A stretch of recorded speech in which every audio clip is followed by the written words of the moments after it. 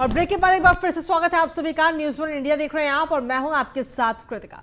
गोरखनाथ मंदिर हमले के आरोपी मुर्तजा से पूछताछ लगातार जारी है। आपको बता दें कि लखनऊ एटीएस मुख्यालय में हमलावर मुर्तजा से पूछताछ हो रही है। एटीएस के सवालों का गोलमोल जवाब मुर्तजा दे रहा है और मुर्तजा के मोबाइल और लैपटॉप से भी कई अहम सुराग मिले हैं। जांच एजेंसियों को मुर्तजा के 4 बैंक अकाउंट मिले हैं। मुर्तजा के 4 बैंक खाते से 20 लाख रुपए मिले। मुर्तजा के पास से इंटरनेशनल सिम कार्ड भी बरामद किया गया है।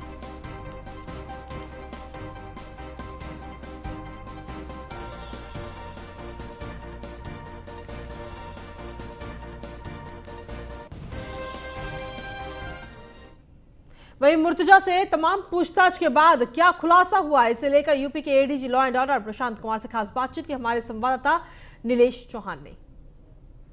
गोरखपुर के हमले के आरोपी मुर्तजा को एटीएस लखनऊ लेकर आ गई है। हमारे साथ बातचीत करने के लिए मौजूद हैं Prashant Kumar ji, ADG yellow. Sir, अभी तक पूछताछ में क्या कुछ निकला है? अभी एटीएस के द्वारा रिमांड लिया गया है और यहाँ पूछताछ जारी है। पूरी तरीके से पूछताछ होने के बाद ही इस संबंध में कुछ भी बताना उचित होगा, क्योंकि ये मामला संवेदनशील और गंभीर है और जिन परिस्थितियों में यह घटना कारित की गई है वो स्पष्ट दर्शाता है कि अभियुक्त की मंशा सही नहीं थी और उसने ड्यूटी पे कार्यरत सशस्त्र पुलिस बल पे अटैक किया था, प्राणघातक हमला किया था तथा ऐसी जगह पे हमला किया था जहां पर 24 घंटे पुलिस का पहरा रहता है।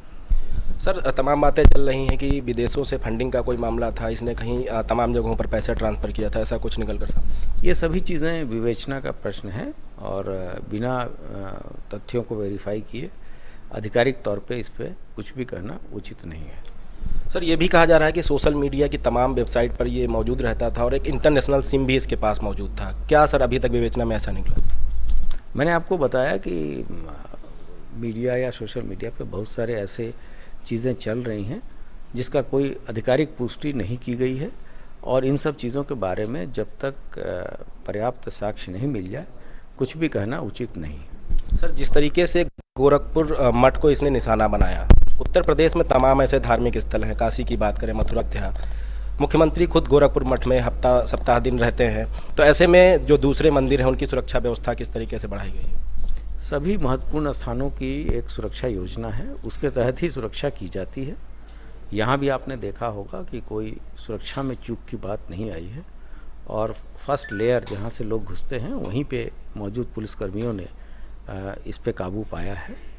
तो इसके अतिरिक्त जो वर्तमान में चैत्र रामनवमी का और रमज़ान का महीना चल रहा है तो उसके मद्देनज़र रखते हुए सभी को विशेष चौकसी बरतने के निर्देश जारी किए गए। सर, जो मुर्तजा है उसके पास से जो सामान बरामद हुआ है उसके अनुसार क्या कुछ लोगों को हिरासत में लिया गया है, पूछताछ जारी है? अभी इस संबंध में मेरे संज्ञान में ऐसा नहीं है, लेकिन आवश्यकता पड़ेगी तो हम सभी लोगों से, किसी भी स्तर के व्यक्ति हो, हम पूछताछ जरूर करेंगे और उसके विरुद्ध कार्रवाई कानून के तहत ही की जाएगी। तो हमारे साथ बातचीत कर रहे थे एडीजी एलो प्रशांत कुमार जी, जिनका साफ तौर पे कहना है कि एटीएस तमाम पहलुओं पर जांच कर रही है। जांच में जो कुछ तथ्य निकलकर सामने आएंगे वो मीडिया को बताया जाएगा। वीडियो जर्नलिस्ट रघुनाथ सोनी के साथ नीलेश चौहान, न्यूज़ 1 इंडिया। और अधिक जानकारी के साथ लखनऊ से हमारे संवाददाता नीलेश चौहान जुड़ गए, सीधा उन्हीं का रुख करते हैं। नीलेश, अब से कुछ देर पहले ही आपने एडीजी लॉ एंड ऑर्डर से बातचीत की और इस दौरान तमाम बातें उन्होंने कही और साथ ही कहा कि जो जांच है वो लगातार चल रही है, पूछताछ मुर्तजा से लगातार की जा रही है। देखिए, बिल्कुल एडीजी प्रशांत कुमार का साफ तौर पे कहना है कि एटीएस तमाम पहलुओं पर जांच पड़ताल कर रही है और जांच पड़ताल के दौरान तमाम साक्ष्य एटीएस को मिले हैं, जिस साक्ष्यों के आधार पर न्यायालय ने जो आरोपी है मुर्तजा अब्बासी उसकी रिमांड अर्जी मंजूर की है, जिसके बाद मुर्तजा अब्बासी को लखनऊ के एटीएस मुख्यालय लाया गया है, जहां पर एटीएस के तमाम अधिकारी मुर्तजा अब्बासी से बातचीत करेंगे। प्रशांत कुमार के साफ चेहरे से देखा जा सकता था कि जिस तरीके से कार्रवाई अभी तक हुई है उससे वो काफ़ी संतुष्ट नजर आ रहे हैं, क्योंकि जिस तरीके से न्यूज़ वन इंडिया ने तमाम सवाल एडीजी प्रशांत कुमार से पूछे, जिसमें उन्होंने साफ तौर पे कहा कि हाँ, आधिकारिक पुष्टि नहीं हुई है, मीडिया ऐसी तमाम खबरें अपने सूत्रों के हिसाब से चला रहा है, जिससे साफ हो जाता है कि जो न्यूज़ वन इंडिया लगातार ये दिखा रहा है कि विदेशों से तमाम फंडिंग का जो मामला था, इसके ऊपर आरोप लगे थे, नेपाल के जरिए सीरिया को पैसा ट्रांसफर करने का जो मामला था, कहीं ना कहीं उससे जुड़े हुए भी साक्ष्य एटीएस के हाथ लगे हैं। जो लैपटॉप मिला उसमें से कई ऐसे संदिग्धों के नंबर भी बरामद हुए हैं जिस पर लगातार एटीएस काम कर रही है। प्रशांत कुमार का साफ तौर पे कहना है कि बिना किसी मजबूत साक्ष्य के कुछ भी कह पाना अभी मुश्किल है। उसके अलावा बिना साक्ष्यों के आधार पर अभी कुछ विवेचना का ये विषय है। विवेचना जब पूरी होगी तो तमाम साक्ष्य निकल कर सामने आएंगे और जो भी चाहे छोटा व्यक्ति हो, बड़ा व्यक्ति हो, उन सभी लोगों से पूछताछ की जाएगी जो मुर्तजा अब्बासी से संपर्क में था। तो कहीं ना कहीं जिस तरीके से गोरखपुर मठ पर हमले का जो प्रकरण हुआ उसको नाकाम कर दिया पुलिस के जवानों ने, उसके बाद एटीएस को इसकी जांच सौंपी गई है। उसके अलावा एनआई भी अपने स्तर से जांच कर रही है। तो तमाम महत्वपूर्ण पहलुओं पर जांच की जा रही, चाहे वो उसका विदेशों से संपर्क का मामला रहा हो, या विदेशों में जाकर यात्रा करने का मामला रहा हो, या जो टेरर फंडिंग का मामला है, या उसके अलावा कह सकते हैं कि जो कट्टरपंथी संगठनों का वीडियो या इंटरनेट माध्यम से देखता था, उन वेबसाइटों पर लगातार मौजूद रहता था, उसका मामला रहा हो, या फिर जो इंटरनेशनल सिम जिसके माध्यम से ये वेबसाइटों का इस्तेमाल करता था, टेलीग्राम का इस्तेमाल करता था, उन तमाम महत्वपूर्ण पहलुओं एटीएस के अधिकारी पड़ताल कर रहे हैं। पड़ताल के बाद तमाम जरूर तथ्य सामने निकल कर आएंगे, जिसके बाद कई ऐसे लोग होंगे जो उत्तर प्रदेश में बेनकाब होंगे, जो इस तरीके का जो है मनसा रखकर उत्तर प्रदेश में मौजूद थे और उत्तर प्रदेश में किसी बड़ी घटना को अंजाम देने के फिराक में लगे हुए थे। तो कहीं ना कहीं एटीएस को ये तमाम पहलुओं पर जांच पड़ताल करने के बाद ही ये तय होगा कि मुर्तजा के साथ और कौन कौन लोग मौजूद थे जो उसके साथ इस घटना में संलिप्त थे। हालांकि घटना स्थल पर वो लोग नहीं मिले। जी चलिए नीलेश, आप लगातार बने रहिए, आगे भी आपसे जानकारी लेंगे। और इसी बीच गोरखनाथ मंदिर हमले से जुड़ी सबकी बड़ी जानकारी मिली, जहां पर हमलावर मुर्तजा से पूछताछ के बाद में ताबड़तोड़ छापेमारी की जा रही है। उत्तर प्रदेश की एटीएस की टीम ने 7 शहरों में छापा मारा है, जिसमें कानपुर, नोएडा, शामली, संभल और सहारनपुर भी शामिल है। संभल से 2 लोग, नोएडा और दिल्ली से 8-8 लोगों को उठाया गया है, उनसे पूछताछ की जा रही है। वहीं मुर्तजा से मिलने वाले और फोन पर संपर्क करने वालों से लगातार पूछताछ की जा रही है। कुल मिलाकर अगर देखा जाए तो इसके अलावा यूपी एटीएस को 40 संदिग्धों की और तलाश की जा रही है यूपी एटीएस के द्वारा। तो बड़ी जानकारी आपको दे रहे हैं, लगातार मुर्तजा किस किस के संपर्क में था, इस पर लगातार छापेमारी की जा रही है। और सिर्फ गोरखपुर ही नहीं बल्कि गोरखपुर के अलावा उत्तर प्रदेश के जो अन्य जिले हैं, अन्य क्षेत्र हैं, अन्य शहर हैं, उनमें भी लगातार पूछताछ की जा रही है, छापेमारी की जा रही है और जो भी संदिग्ध आ रहा है उसको तुरंत गिरफ्तार किया जा रहा है।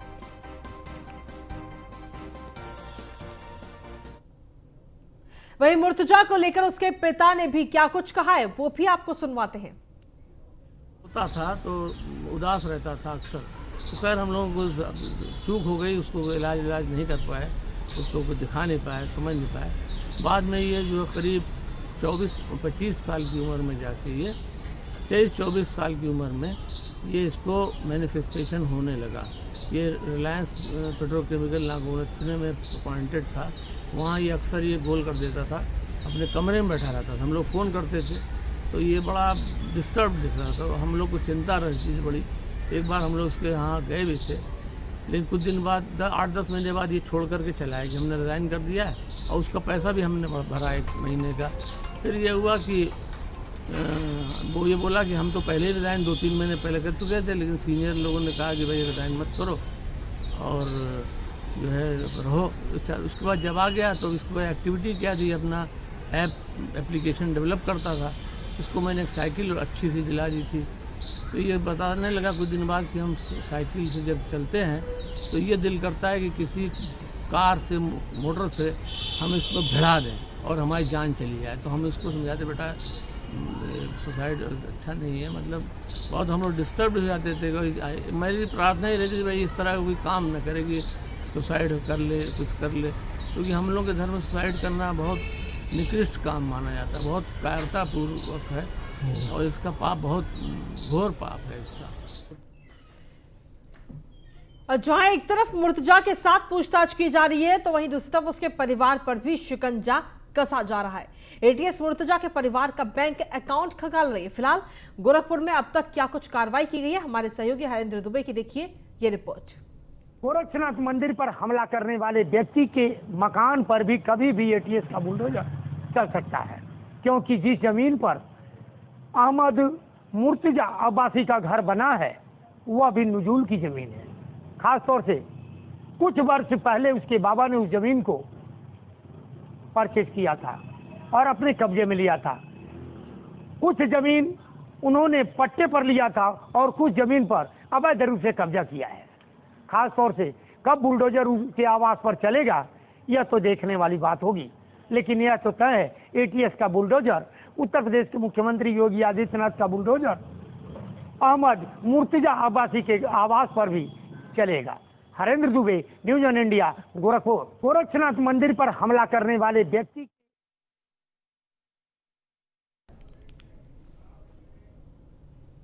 और इसी बीच इस वक्त की बड़ी खबर का रुख कर लेते हैं। गोरखनाथ मंदिर की सुरक्षा व्यवस्था पुख्ता की गई है। एसएसपी विपिन तांडा ने मंदिर पहुंचकर पूरी सुरक्षा व्यवस्था का जायजा लिया है और मंदिर में सुरक्षा व्यवस्था के कड़े इंतजाम किए गए हैं, ऐसा कहना है विपिन तांडा का। किसी भी श्रद्धालुओं को कोई दिक्कत नहीं होगी, एसएसपी गोरखपुर की तरफ से ये कहा गया है। और वो वहां पहुंचे और पूरी सुरक्षा व्यवस्था की जानकारी ली। जिस तरीके से जब एक संदिग्ध अचानक से इस मंदिर में पहुंचता और हमला करता हुआ नजर आता है, सुरक्षा कर्मियों पर हमला करता है, पुलिसकर्मियों पर हमला करता है, जिसके बाद में गोरखपुर मंदिर की सुरक्षा को और ज्यादा बढ़ा दिया गया। हालांकि उस संदिग्ध मुर्तजा को भी गिरफ्तार कर लिया गया है और यूपी एटीएस उससे लगातार पूछताछ कर रही है और पुलिस का कहना है कि ये एक आतंकी गतिविधि है। तो उसके अलावा अगर देखा जाए तो गोरखपुर मंदिर पर फिलहाल पूरी सुरक्षा व्यवस्था की गई है। विपिन तांडा की तरफ से सीधे तौर पर जानकारी दी गई और उन्होंने कहा कि पूरी सुरक्षा व्यवस्था है। अचानक से वो पूरी सुरक्षा व्यवस्थाओं का जायजा लेने के लिए वहां पहुंचे थे। साथ ही उन्होंने कहा कि जो भी दर्शन करने के लिए वहां पर पहुंचेंगे उनको किसी प्रकार की कोई दिक्कत नहीं होगी।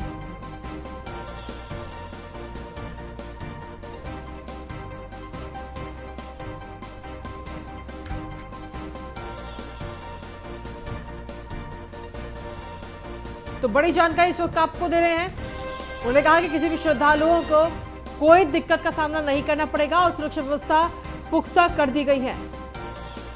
जिस तरीके से हमला हुआ था गोरखपुर मंदिर पर, एक संदिग्ध युवक वहां अचानक से पहुंचता है और मजहबी नारे वो लगाने लगता है, साथ ही पुलिसकर्मियों पर हमला करता है। हालांकि समय रहते ही उसे दबोच लिया गया और फिलहाल यूपी एटीएस उससे लगातार पूछताछ कर रही है, जिसके जो कनेक्शन है वो सीधा नेपाल से जुड़ रहा है और आतंकी संगठनों के साथ उसका कनेक्शन जुड़ता हुआ नजर आ रहा है।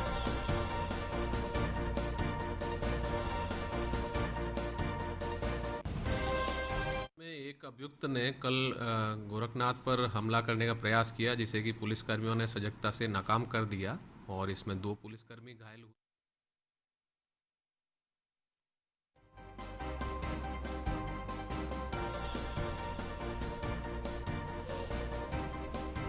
तो आपको बता दें कि एसएसपी विपिन तांडा मंदिर पहुंचकर पूरी सुरक्षा व्यवस्थाओं का जायजा लिया। साथ ही उन्होंने कहा कि मंदिर में सुरक्षा व्यवस्था के कड़े इंतजाम किए गए हैं और किसी भी श्रद्धालुओं को कोई भी दिक्कत नहीं होगी, ऐसा कहना है एसएसपी विपिन तांडा का।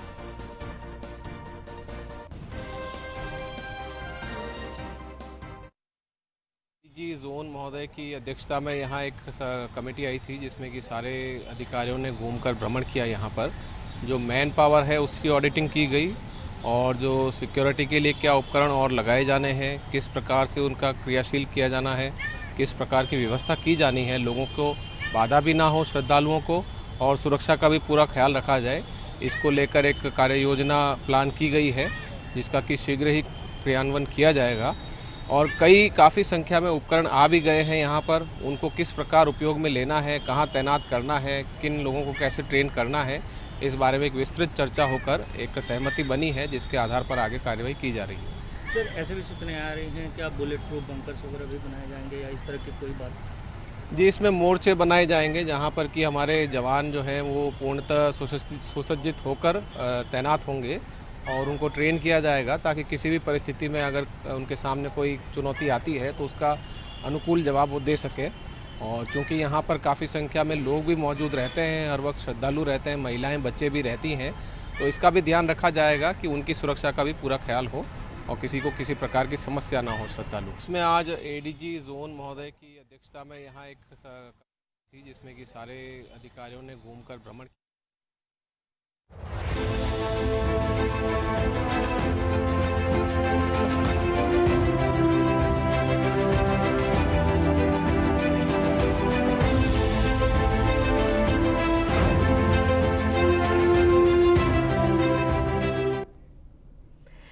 तो आपको बता दें कि भारतीय जनता पार्टी ने आज पूरे देश में अपना स्थापना दिवस मनाया है और स्थापना दिवस पर कई कार्यक्रमों का भी आयोजन किया गया।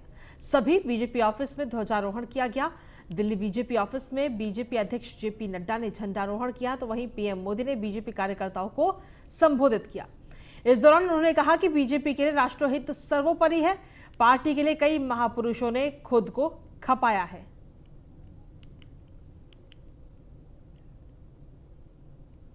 तो आपको बता दें कि भारतीय जनता पार्टी आज अपना 42वां स्थापना दिवस मना रही है। अब भारतीय जनता पार्टी की ताकत कैसे बढ़ी है वो आपको बता दें। 1984 में 2 सांसद थे और उसके बाद में 85 सांसद के साथ भारतीय जनता पार्टी मजबूती हासिल करती गई। 1991 में 120 हो गए सांसद, तो वहीं 1996 में 161 सांसद हुए भारतीय जनता पार्टी के। 1998 में 182 सांसद।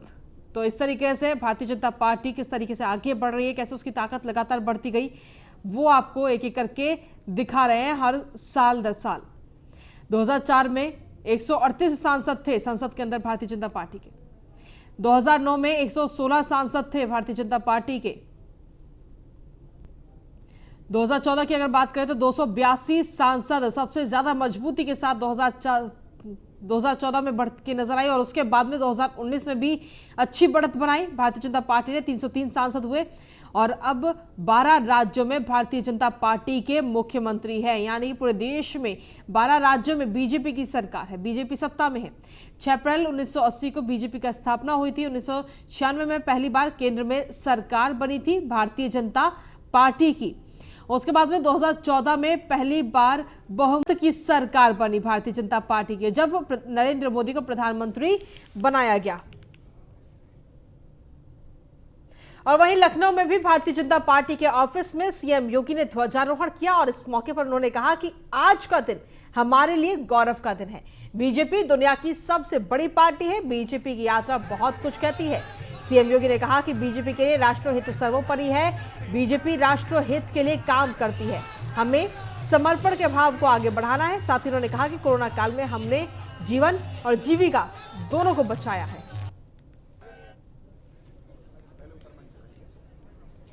तो आपको बता दें कि भारतीय जनता पार्टी आज 42 बरस की हो चुकी है और इस 42 बरस में किस तरीके से भारतीय जनता पार्टी मजबूती के साथ देश में रही, एक साल दर साल, वो हमने आपको अभी दिखाया। और इसको लेकर के आज पूरे देश में जगह जगह पर पार्टी अपना स्थापना दिवस मना रही है। दुनिया के ऐसे सबसे बड़े राजनीतिक दल के साथ हम सभी जुड़ करके अपने जीवन के सेवा के कार्यक्रम को आगे बढ़ाने का कार्य प्राप्त कर रहे हैं।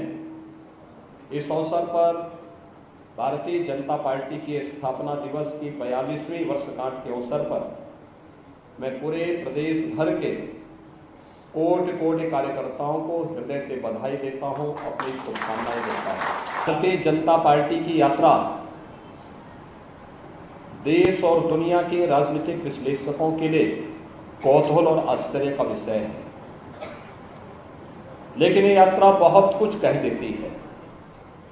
राष्ट्र के प्रति हम सबकी एक अविच्छिन्न निष्ठा, अपने मूल्यों और आदर्शों के प्रति हमारी समर्पण का भाव और समाज के अंतिम पायदान पर बैठे हुए उस व्यक्ति को, जिसे पंडित दीनदयाल उपाध्याय जी ने जिसके लिए अंत्योदय की बात की थी, उस तक शासन की योजनाओं को पहुंचाना हम सबकी ध्येय जीवन का एक ध्येय है और उस ध्येय को प्राप्त करने के लिए जब हम सब एकजुट होकर के कार्य करते हैं तो वह प्रत्येक नागरिक को स्वतःस्फूर्त भाव के साथ इस दल के साथ जोड़ने में सफल होता है। जब भी आवश्यकता पड़ी इस देश के अंदर आजादी के बाद का सबसे बड़ा सांस्कृतिक आंदोलन श्री राम जन्मभूमि के प्रति भारतीय जनता पार्टी की समर्पण का, भारतीय जनता पार्टी के कार्यकर्ताओं के समर्पण पर कोई संदेह नहीं कर सकता है। और यही नहीं, जब भारत के लोकतंत्र का गला घोंटने का कार्य हुआ तो लोकतंत्र को बचाने के लिए भी अपनी दलीय निष्ठा से ऊपर उठ करके लोकतंत्र के प्रति हम अपने समर्पण का भाव व्यक्त करेंगे। भारतीय जनसंघ को उस समय विसर्जित करके भारतीय जनता पर उस समय जनता पार्टी का हिस्सा बना करके भारतीय जनसंघ ने लोकतंत्र के प्रति और भारत के प्रति अपनी निष्ठा को भी देश और दुनिया के सामने व्यक्त किया था। वहीं भारतीय जनता पार्टी के 42वें स्थापना दिवस पर यूपी की कैबिनेट मंत्री बेबी रानी मौर्य ने भी क्या कुछ कहा है, आपको सुनवाते हैं। स्थापना दिवस पे आप सबको, अपनी पार्टी के इस स्थापना दिवस पे सबको बहुत बहुत बधाई, शुभकामनाएं। हमारी केंद्र सरकार ने, राज्य सरकार ने, मतलब मोदी जी ने और योगी जी ने जो कहा वो करके दिखाया। सबका साथ, सबका विकास और सबका विश्वास, उसको लेके हम चल रहे हैं और उसमें सफल भी हुए हैं और आगे भी हम यही सारे कार्य करने वाले हैं। वहीं बीजेपी के 42वें स्थापना दिवस पर यूपी सरकार में राज्य मंत्री सोमेंद्र तोमर से हमारे सहयोगी मनीष ने खास बातचीत की। क्या कुछ कहा इस दौरान उन्होंने, आइए सुनते हैं। बीजेपी अपना 42वां स्थापना दिवस मना रही है और इस बार खास इसलिए है कि 4 राज्यों में पूर्ण बहुमत की सरकार के बाद अब ये जश्न तो बनता है। खास बात करके हमारे साथ मौजूद हैं राज्य मंत्री हैं सोमेंद्र तोमर जी। तोमर जी, बहुत बहुत बधाई। कैसे देखते हैं इस 42वें जो स्थापना दिवस है इसको? देखिए, सबसे पहले तो मैं आज के इस पवित्र दिन पर सभी अपने देवतुल्य निष्ठावान कार्यकर्ताओं को शुभकामनाएं देते हुए, क्योंकि ये पार्टी कार्यकर्ता आधारित पार्टी है और इसी पार्टी के बल पर हम लोग आज विश्व की सबसे बड़ी पार्टी बने हैं। मैं इसलिए भी धन्यवाद देना चाहूँगा कि ये विचारधारा जो देश को पहले लेकर चलती है और उसी का परिणाम है कि आज विश्व की सबसे बड़ी पार्टी बनने के साथ साथ आज फिर से हमारा हिंदुस्तान विश्व गुरु बनने की तरफ आगे बढ़ा है। सुनील जी, बात करते हैं 2014 के पहले की। बात होती थी बीजेपी को 2 सीट पे सिमट जाती है। आज देखें लगातार 2014 से 2017, 19, 22, 24 की फिर से तैयारी है। आप मंत्रिमंडल में आए हैं तो कोई, क्योंकि 1.5 साल का वक्त रहता है कि आप फिर से चुनाव में जाने वाले हैं, लगातार चुनावी वर्ष चल रहा है। कैसे देखते हैं, क्या आप लोग का दिया गया है कि किस तरीके से और आप लोग आगे? देखिए, हम जिस विचारधारा के कार्यकर्ता हैं, हम जिस पार्टी के कार्यकर्ता हैं, ये वो विचारधारा है जो हमेशा लोगों के बीच में रहती है। हम चुनाव के समय ही लोगों के बीच में नहीं जाते। भारतीय जनता पार्टी हमेशा सेवा समर्पण के साथ हमेशा जनता के बीच में रहती है। सुनील जी, क्योंकि स्थापना दिवस है, पूरे सप्ताह चलने वाला है, आप लोग की अपनी कैसी तैयारी है आपके, क्योंकि आप ऊर्जा भी देख रहे हैं तमाम, क्योंकि गर्मी का सीजन भी आ रहा है, तमाम लोग को होती है कि कटिंग्स वगैरह बहुत होती है, ट्रिप बहुत होता है, उसको लेके आप लोग का 100 दिन का एजेंडा में क्या रहा है? देखिए, 2017 से पहले आपने बिजली को लेकर प्रदर्शन देखे होंगे, लेकिन 2017 से 22 का कालखंड यदि हम लोग बात करें तो ऊर्जा के क्षेत्र में बड़े बदलाव और बड़े सुधार हुए हैं। आने वाले समय में और तेजी के साथ सुधार आपको दिखाई देंगे। बहुत बहुत धन्यवाद, तो बहुत बहुत शुभकामनाएं। ये थे सोमेंद्र तोमर जी, राज्य मंत्री ऊर्जा है, जो बताया था कि हमने काम किया था, पहले भी किया था, अपने काम के बदौलत, अपनी पार्टी में निष्ठा के बदौलत हमने 2014 से लेकर 2022 तक के मुकाम पाया और 2024 के लिए फिर से लग चुके हैं। और जो जनता के बीच में हम न केवल चुनाव के वक्त, हमेशा हर वक्त हम चुनाव में जनता के बीच में रहते हैं। चुनाव हो ना हो वो मायने नहीं रहता, जनता की सेवा ही हमारा संकल्प है। लखनऊ से कैमरामैन साहब के साथ Manish Mishra, news on India. BJP अपना। और वहीं इसके साथ ही बीजेपी के स्थापना दिवस पर यूपी के मंत्री कपिल देव अग्रवाल ने भी क्या कुछ कहा, आइए सुनवाते हैं आपको। का संकल्प था अंत्योदय। अंत्योदय का मतलब संक्षिप्त में अगर मैं आपको बताऊं कि अंतिम व्यक्ति के चेहरे पर मुस्कान, अंतिम व्यक्ति तक योजनाओं का क्रियान्वयन। प्रधानमंत्री लगातार इस काम को कर रहे हैं, मुख्यमंत्री लगातार इस काम को कर रहे हैं। हम सब करोड़ों कार्यकर्ताओं को ये निर्देश, ये आह्वान प्रधानमंत्री जी ने किया है कि सबको मिलकर के अभी लोगों के बीच में जाना है, जनता की आकांक्षाओं को पूरा करना है, उनके चेहरे पर मुस्कान लाने का काम करना है, सरकारी योजनाओं को धरातल पर उतारने का काम करना है।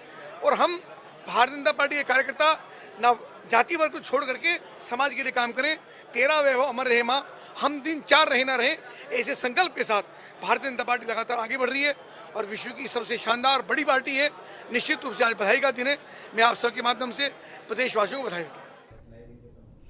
और खबरों का सिलसिला न्यूज़ इंडिया पर यूं ही लगातार जारी है। रुकेंगे छोटे से ब्रेक के लिए, जल्द हाजिर होते हैं।